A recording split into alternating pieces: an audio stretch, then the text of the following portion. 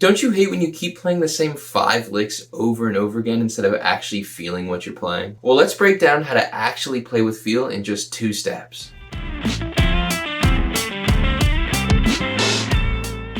Step 1 is going to be utilizing dynamics. Dynamics are simply the range of volume and effort you put into what you're playing. So your lowest level of dynamics would be like picking absolutely as lightly as you can, like this. And then you can bring it all the way up into picking very aggressively, having that higher level of energy, of volume in your playing. Well, when you're improvising and you're trying to make your solos sound less boring, what you can do is utilize those dynamics to create flows in your playing. So when you're soloing, you can start light and then lift it up. As you're going through your solo, dig into it a little more. Add some flows in the energy and the dynamics of what you're playing.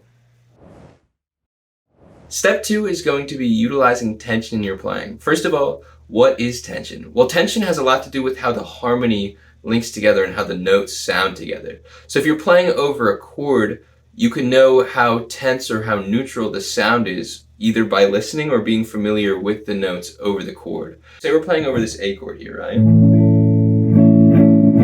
If I was just playing the notes in the chord,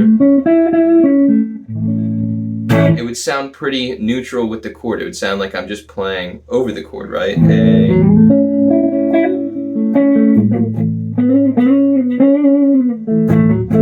But if I wanted it to be a little more tense, then I could play some notes that sound a little sharper over that chord. For example, the flat 7. That's a note that is pretty tense over most chords. So if I'm playing on that A,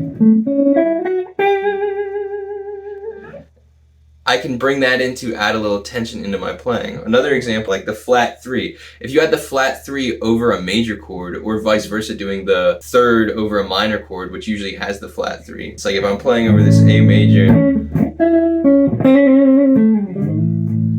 if I bring that flat 3 into it, it sounds very tense.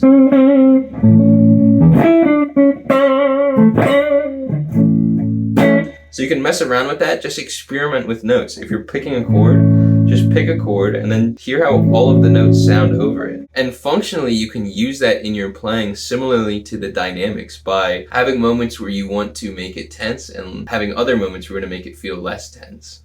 By the way, if you want to actually lock these tools into your playing so you can hit your goals on the guitar, check the top link in the description and I'll show you how I can help you grow.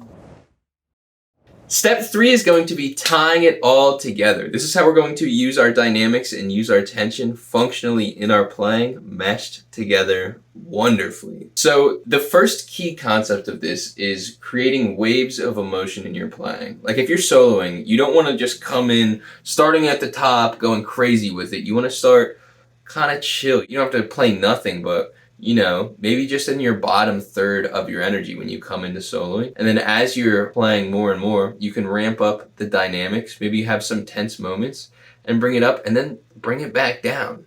I mean, it depends how long you have to solo, but if you have, a while, add a few waves, bring it up again, bring it back down. And then bring it up to the top, peak it up, and then dip it back down into the song. And that would look something like this.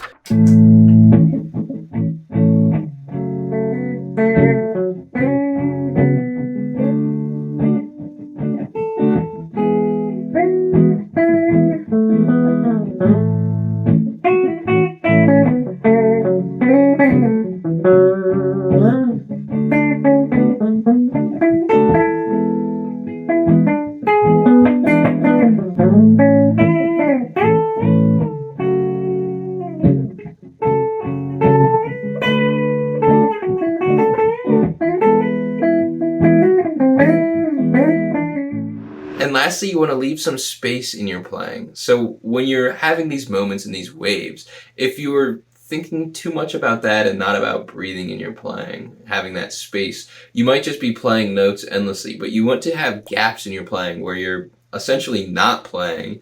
And that really creates a lot of emotion and the storytelling in your playing. Just taking time to not play. Let me give you an example of really emphasizing the gaps in playing and creating the space.